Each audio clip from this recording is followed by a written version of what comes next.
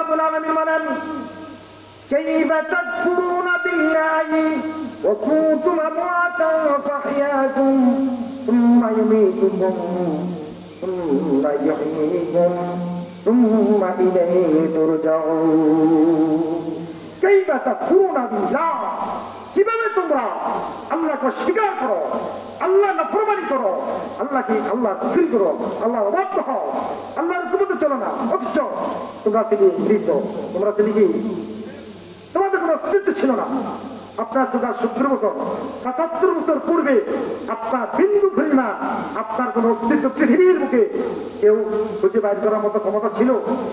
আজ থেকে 2 বছর পর 5 বছর পর যে বাচ্চাটা দুনিয়াতে আসবে, এই বাচ্চাটা এখন কোথায় আছে বের করতে পারবে কেউ? আল্লাহ রাব্বুল আলামিন বলেন কাইফা তাকফুরুনা বিল্লাহ, তোমরা কিভাবে আল্লাহকে অস্বীকার করো, আল্লাহর নাফরমানি করো, আল্লাহর সাথে কুফরি করো, অথচ তোমরা ছিলে মৃত, তোমাদের কোনো অস্তিত্ব ছিল না, তোমাদের কোনো নাম কোনো দুনিয়ার মধ্যে ছিল না। আল্লাহ রাব্বুল আলামিন তোমাদেরকে জীবন দান করেছেন, ওই আল্লাহ তোমাদেরকে আবার মৃত্যু দান করিবেন, ওই আল্লাহ আবার তোমাদেরকে হাসরের ময়দানে কিয়ামতের দিন কবর থেকে উঠাবে। ঠিক কি না? কে উঠাবে আমাদেরকে? আল্লাহ। কে উঠাবে? যে আল্লাহ আপনাকে আমাকে পা থেকে মাথা পর্যন্ত কোটি কোটি সম্পদ, কোটি কোটি টাকার সম্পদ নিয়ে তৈরি করেছেন। কোথায় তৈরি করেছেন? মায়ের গর্ভে। কোথায়?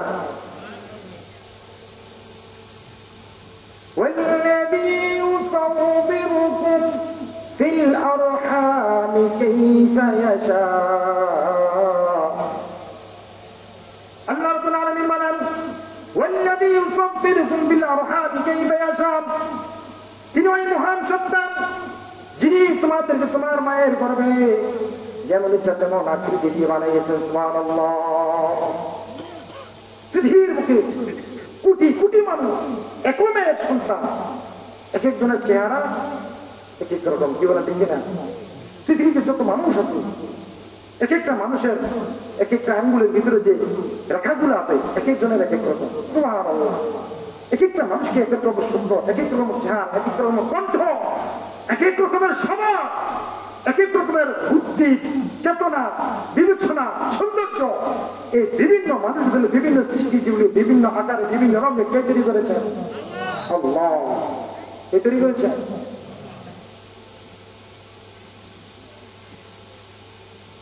আপনি ইবাদত করবেন কার? ওই আল্লাহ যিনি আপনাকে আপনার মায়ের গর্ভে যেমন ইচ্ছা তেমন বানিয়েছেন। মায়ের গর্ভে যদি আল্লাহ রাব্বুল আলামিন আপনার একটা হাত না দিতেন, একটা পা না দিতেন, পৃথিবীর কোন মানুষের এই ক্ষমতা ছিল না দুনিয়াতে আসার পর আপনার এই হাতটা দিবে। আছে ক্ষমতা?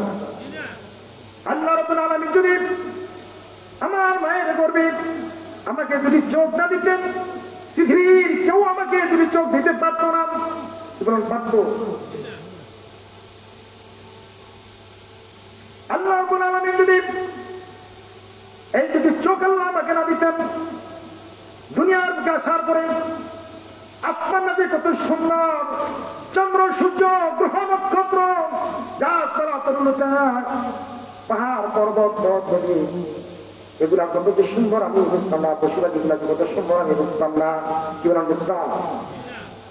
আমার ছেলে মেয়ের চেহারাগুলো যে কত সুন্দর, আমার স্ত্রীর চেহারা যে কত সুন্দর, আমার মা বাবার চেহারা যে কত সুন্দর, আমার মা বাবার চেহারার মধ্যে কত যে মায়া, কত মহব্বত, কত ভালোবাসা, মা বাবার চেহারার মধ্যে কি যে আদর, কি এক ভালোবাসা, কি এক মহব্বত, মা বাবার চেহারা মধ্যে উঠে উঠে। মা বাবা তোমার সন্তানের দিকে তাকায়, সন্তানের সাথে কথা বলে, সন্তান যখন মা বাবার সাথে চেহারা দিকে তাকিয়ে দিকে কথা বলে, তখন মা বাবার চেহারার মধ্যে যে এক মায়া, এক মহব্বত, এক সৌন্দর্য, এই মায়া, এই মহব্বত, এই সৌন্দর্য পৃথিবীর আর কোথাও নেই। কি বলেন? আছে? কোথাও নাই। মা বাবার ডাক, মা বাবা তো সন্তানকে ডাকতেন, ডাকের মধ্যে যে কি মায়া, কি মহব্বত, কি ভালোবাসা, পৃথিবীর বুকে আর কোথাও এটা নাই। আল্লাহ রাব্বুল আলামিন যদি আমাকে কান্না দিতেন, তাহলে মা বাবার কণ্ঠর আওয়াজ কত যে মধুর আমি বুঝতাম না। কি বলেন, বুঝতাম? আল্লাহ রাব্বুল আলামিন এই চক্ষুগুলা, এই হাত অঙ্গ প্রত্যঙ্গ আল্লাহ আমাকে আপনাকে দিয়েছেন।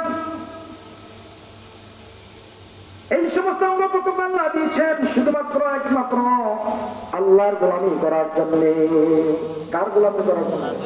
এই হাত, এই পা, এই চক্ষু, এই শরীর কার জন্য বলেন?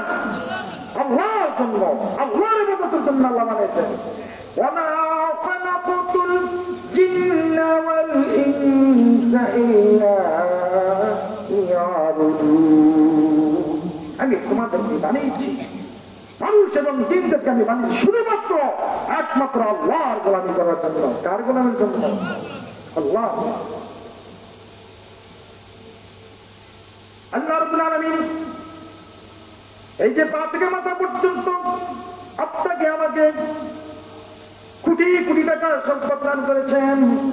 তাম পৃথিবীটা কয়েকশো বার বিক্রি করলে আপনার একটা হাতের মূল্য হবে না, একটা হাতের মূল্য হবে না, একটা চক্ষুর মূল্য হবে না।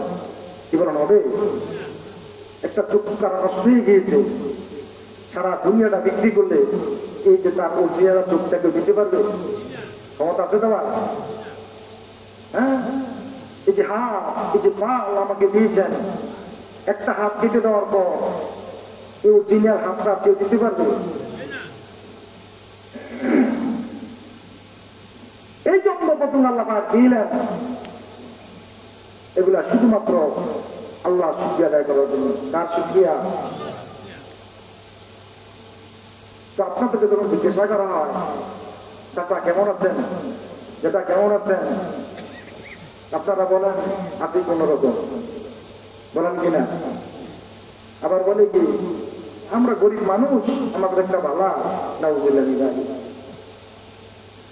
আপনার মতো নাফরমান, আপনার মতো নাফরমান আর কি হতে পারে?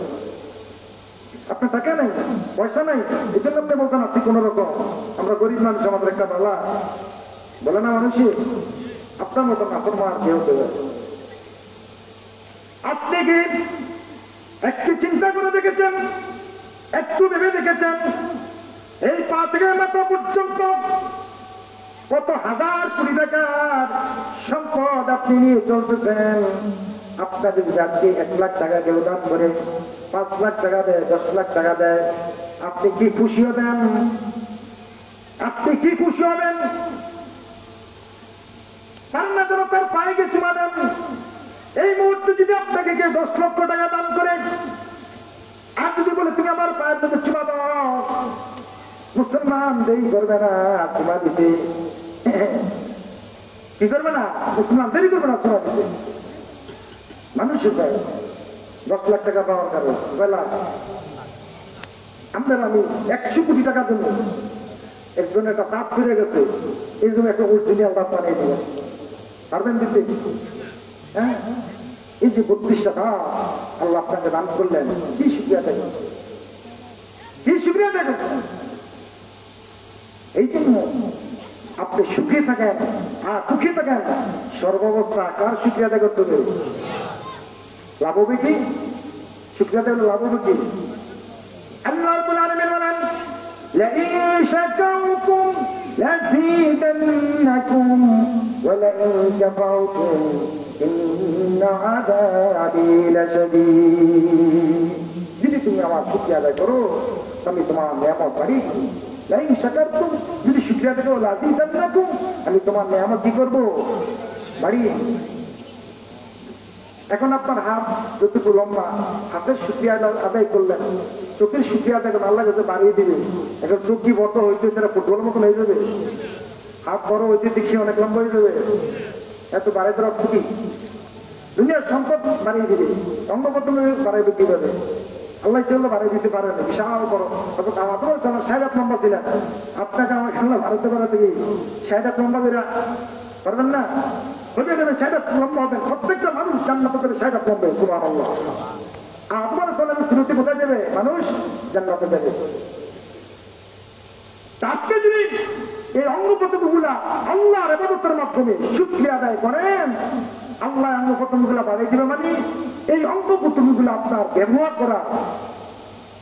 ব্যবহার করার জন্য মরণ পর্যন্ত আপনি যেগুলো ব্যবহার করতে পারেন সেই সুযোগ সুবিধা আল্লাহ দান করে দিবে। সুবহানাল্লাহ। যদি শুকরিয়া আদায় করেন, আপনার মরণ পর্যন্ত আপনার হাত আপনার সাথে থাকবে, আপনার চোখ আপনার সাথে থাকবে, আপনার পা আপনার সাথে থাকবে, সুস্থ থাকবে। হাজিয়া মসজিদে যাবেন, নামাজ পড়বেন, আবার বাড়িতে আসবেন। সুস্থ অবস্থা থাকতে পারলে আসতে বড় আর কিছু আছে? যদি আপনি আল্লাহর শুকরিয়া আদায় না করেন, আল্লাহ ইচ্ছে করলে আপনি কবরে যাওয়ার আগে আপনার চোখ কবরে নিয়ে যেতে পারবেন। আপনি কবরে যাওয়ার আগে আপনার হাত কবরে চলে যাবে, আপনি কবরে যাওয়ার আগে আপনার পা কবরে চলে যাবে, আপনি কবরে যাওয়ার আগে আপনার যে কোন অঙ্গ প্রত্যঙ্গ আল্লাহ কবরে নিয়ে যেতে পারেন। আপনি কবরে যাওয়ার আগে আপনি আপনার হাত অচল করে আল্লাহ বিছানা বানিয়ে রাখতে পারেন। কি বলেন, ঠিক কিনা? যদি শুকরিয়া আদায় করেন, আল্লাহ মরণ পর্যন্ত এগুলো অক্ষুণ্ণ রাখবেন, ভালো রাখবেন, ব্যবহার করার শক্তি দিবেন। আর যদি আপনি শুকরিয়া আদায় না করেন, তাহলে হয়তো আল্লাহ কি করবেন, নয় অঙ্গ প্রত্যঙ্গ নিয়ে যাবেন, আমরা দুনিয়াতে কি করবেন, প্যারালাইসিস বানিয়ে ঘরে ফিরে থাকতে হবে। সুস্থ আছে মসজিদে যেতে ভালো লাগে না, যখন অসুস্থ হয়ে যায়, আরে যদি সুস্থ নামাজ মসজিদ দিকে বসতাম, 60 বছর 70 বছর হয়ে গেছে, আমাদের অসুস্থ বিছনা বেড়ে গেছে, এখন আরে মসজিদে যেতাম। যৌবনকাল গেল, সারা জীবন মসজিদের সাথে সম্পর্ক নাই, সুস্থ সাথে সম্পর্ক নাই, এখন আরে যদি সুস্থতা মসজিদ যেতাম। এখন মনে হয়েছে এরকম হয় কিনা মানুষের, এগুলো হয় কিনা? সুস্থ আছে যৌবনকাল, নিতে চলে কোনো খবর নাই, মসজিদের সাথে সম্পর্ক নাই।